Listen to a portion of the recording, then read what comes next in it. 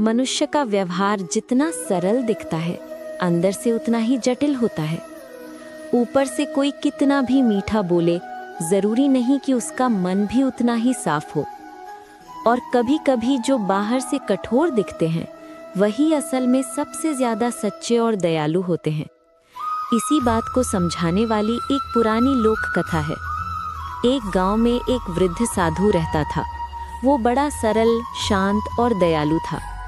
उसकी एक ही कमजोरी थी, लोगों पर जल्दी भरोसा कर लेता था। एक दिन जंगल में भ्रमण करते समय उसे एक घायल हिरण मिला।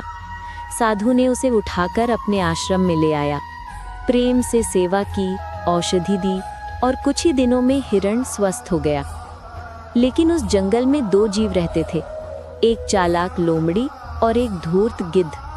दोनों को पता था कि साधु रोज भोजन बनाकर कुछ हिस्सा बचाकर आश्रम के बाहर रख देता था। वे हमेशा उस भोजन पर नजर गड़ाए रहते। हिरण ठीक हो जाने के बाद जाने की तैयारी करने लगा।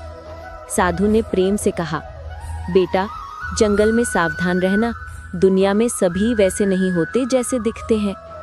हिरण मुस्कुराया और बोला, आप जैसा कोई भी नहीं गुरुदेव। लेकिन तभी लोमड़ी वहां आ गई। वो बोली, ओ साधु, ये हिरण तो कृतज्ञ है, इसे रोक लो। यदि ये चला गया तो तुम्हें अकेलेपन में बहुत दुख होगा, इसे अपने पास ही रखो। लोमड़ी का उद्देश्य साफ था, जब तक हिरण आश्रम में रहेगा, साधु भोजन ज्यादा बनाएगा और उन्हें अधिक हिस्सा मिलेगा। आकर साधु से बोला, अगर तुम इसे रोक लोगे तो इसका स्वभाव बिगड़ जाएगा, जाने दो इसे। संसार का नियम है, जहाँ बंधन है वहाँ दुख है। गिद्ध ये इसलिए चाहता था कि हिरण चला जाए और वो लोमड़ी से अकेले भोजन हथिया सके। साधु दोनों की मीठी बातें सुनकर उलझ गया। एक कहता है रोक लो, दूसरा कहता है भेज दो। साधु असमंजस में बैठ गया।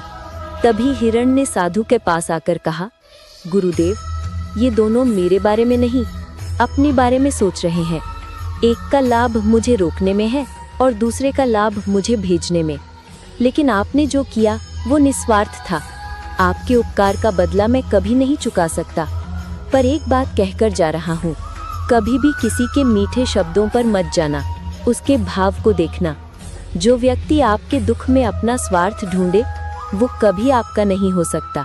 हिरण जंगल की ओर चला गया। साधु ने पहली बार समझा, दुनिया में शब्दों से नहीं, इरादों से पहचान करनी चाहिए। तभी आकाश से देववाणी हुई, हे साधु, तूने निस्वार्थ सहायता की, इसलिए तेरे आश्रम में हमेशा शांति बनी रहेगी। लेकिन जो अपना लाभ दूसरों के दुख में ढूंढते हैं, वे अपनी ही चतुराई में फंसकर दुख पाते हैं।